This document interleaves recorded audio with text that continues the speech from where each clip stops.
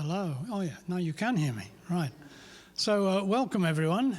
Nice to see so many happy smiling faces, and the sun's out outside. I'm sure you actually came just to be part of the AGM, and the fact that Frank is giving an interesting talk later is a spin-off benefit of coming to the AGM. On the other hand, you might be like me, believing that you've actually come to hear Frank, and the AGM is a small glitch between you and the main act. I think that's probably closer to the truth. So welcome to our AGM.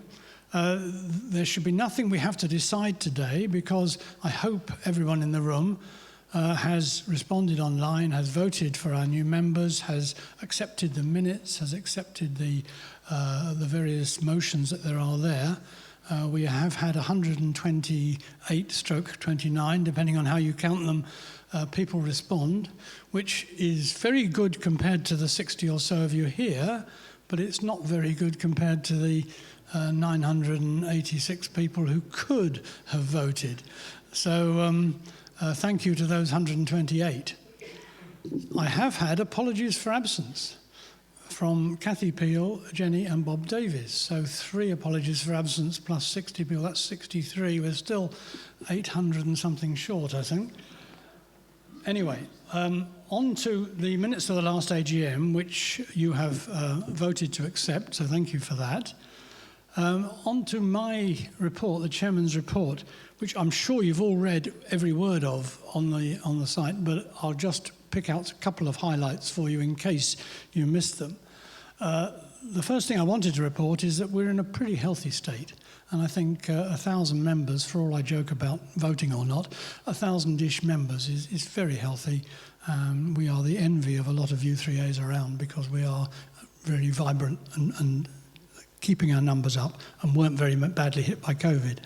So that was the first point. The second point I raised was that we had our 30th birthday during the year, which was nice, and we had a little bit of a cake here. And I don't think 30 is a very special number, so I'm not going to be alive at 50, so I suppose you have to take these opportunities when they come. So that was a nice event in the year.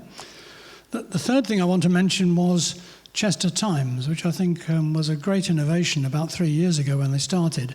And I'd just like to publicly thank both Joyce and Gwen for editing that. They take it in turns, because I think it's a really great thing that we do, and it serves as a tremendous record as well as a reminder of what is coming in the future. So thank you to the two of you. The third thing I want to mention is that all is not perfect in this best of all possible worlds, and I think I wanted to acknowledge that I and we, your committee, do know that things are not absolutely perfect. And 2 things I think are not perfect. One is our website, which people struggle with quite a lot, and we know it's not very good. We are trying very hard to do something about it, but it's proving quite difficult, but we will continue to work on that. And the other one is just how welcoming we are. We try to make ourselves welcoming, but I certainly think we've still got some work to do to make it a really welcoming place when new members first walk through the door at the back here or at the front in St Columba's. We need to to continue to strive to make new members feel welcome. So there's 2 areas for improvement, if you like. And lastly, while I've got the microphone, can I ask all the existing committee members who are here to come and join me and stand up at the front here. So Gary, Frank, Sue, Mal, Jeff, anyone else here? Now it's too late to take any blame, so because you're on your way out. But I just wanted, Margaret, our business secretary, is not here, and Liz Flanagan, our social secretary, is not here. They send their apologies. But basically, these are the guys who keep this place running, have kept this place running for quite a long time, and in the case of several of them, for many years. Gary has served 6 continuous years as treasurer, which I think is a fantastic contribution, and I thank him personally. Jeff has spent quite a few, was it 3 years as membership secretary, Jeff? Mal has been running our groups for a long time. Sue Foy has been making these Tuesdays happen for quite a long time, and a lot of other things as well. You'll know her as the Treasure Trail woman as well. And Frank, our vice chairman, has also served for 3 years recently and is staying on the committee in another capacity. So a big, big thank you to all you guys and the two who aren't standing in front of you now. And I'd just like us to give a round of applause.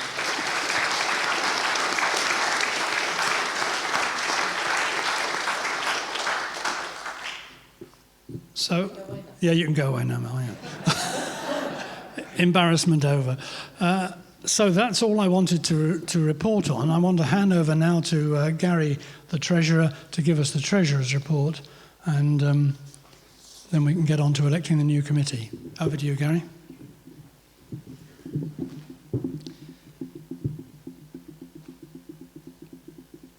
That's the first thing that doesn't work, the clicker. It's interesting, it was earlier.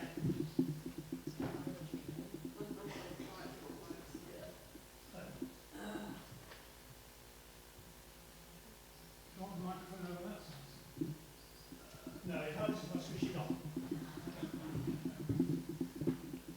There we are, thank you.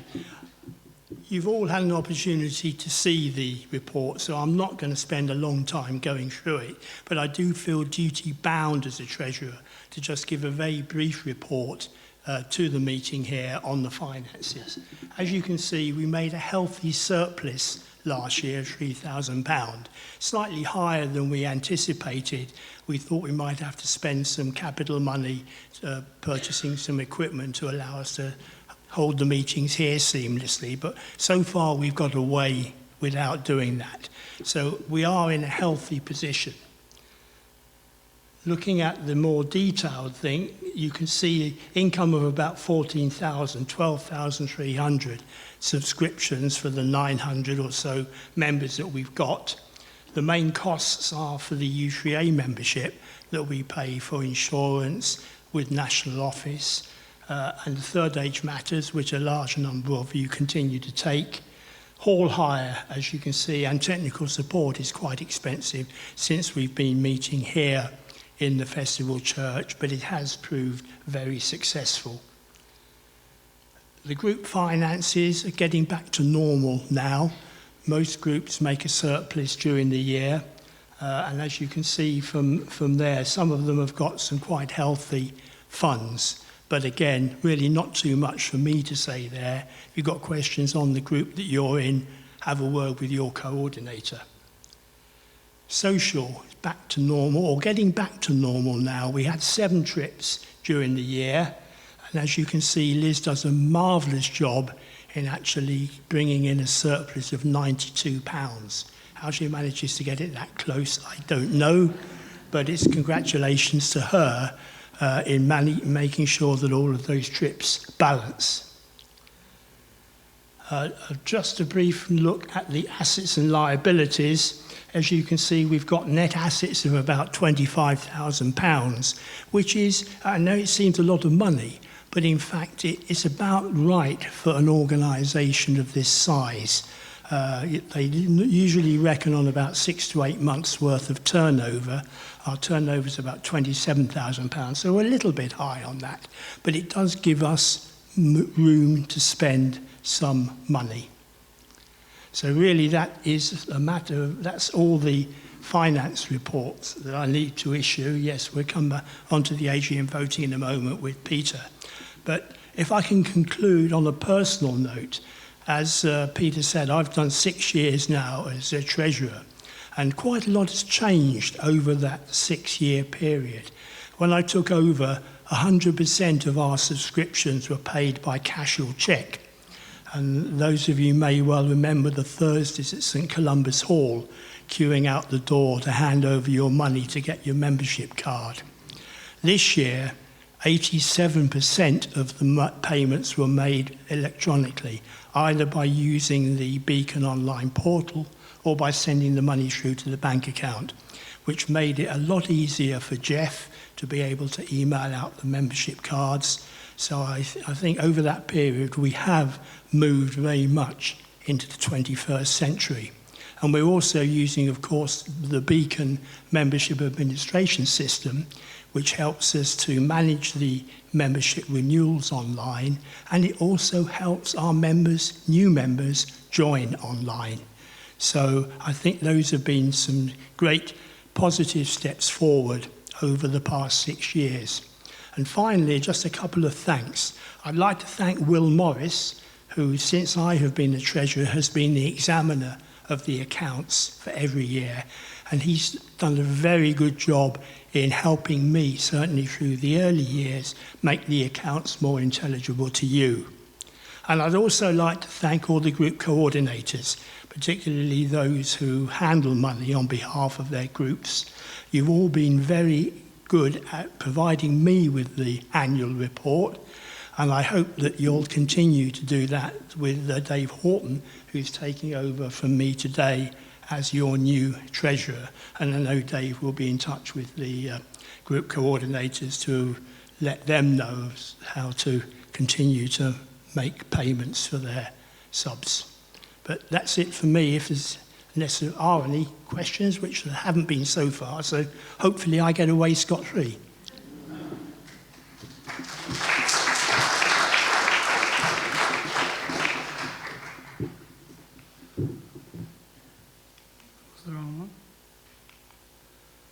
Okay, so the formal business is that you have already agreed to the minutes of last year. At least 93.8% of you did. 2 of you probably hit the wrong button. You've approved my report, were even more outstandingly, 99.2%, I was probably Gwen voting against it, I think.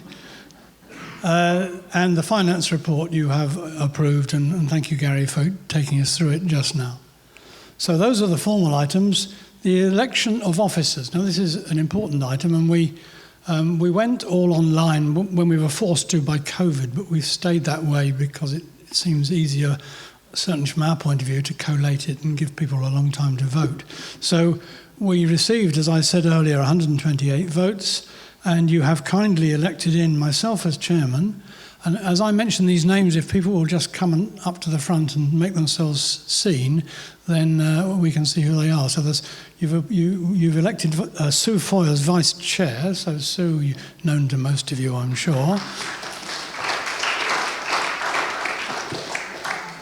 Known to fewer of you, but very important post. Dave Horton has agreed to step up as treasurer, and here he is coming up to the front.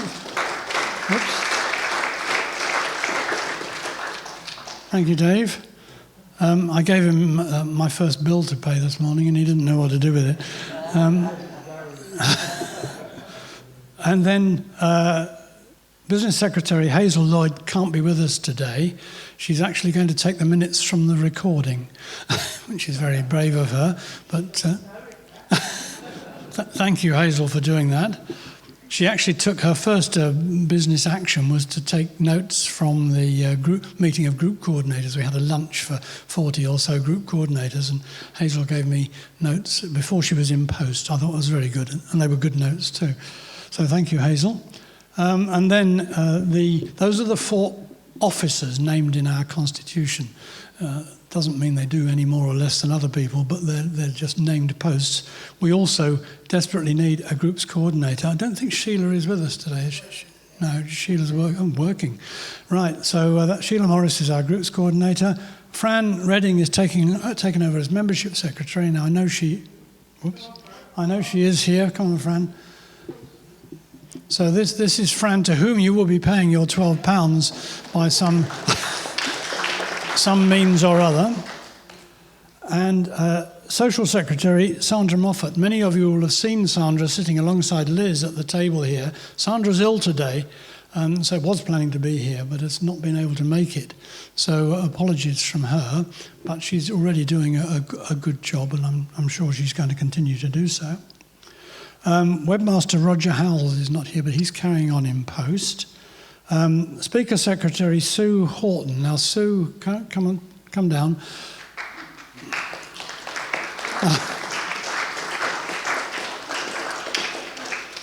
Sue is already making her presence felt and has started to call us to account, I think, for our future speakers. So I'm looking to great things there. They are connected, by the way. And then Trish Langford has agreed to be appointed as a committee member. Trish isn't here, I think, at the moment. And then Frank is stepping down as vice chair, but has agreed to stay on as a committee member partly because he offered, but also partly for our benefit because it's helpful to have a lot of continuity, and we're losing a lot of officers all at the same time. So we need a bit of folk memory as to what happened before. So I'm hoping Frank will be our folk memory. Thank you, Frank. So thank you to all of them.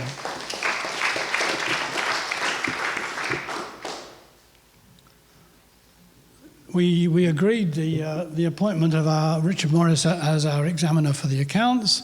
Thank you. Was that it? Yep. Nobody submitted a resolution to be discussed at the AGM. Thank you for that. So if you had done, we'd have had to present it to you, and you didn't, so we haven't. So I think that closes the business of the AGM.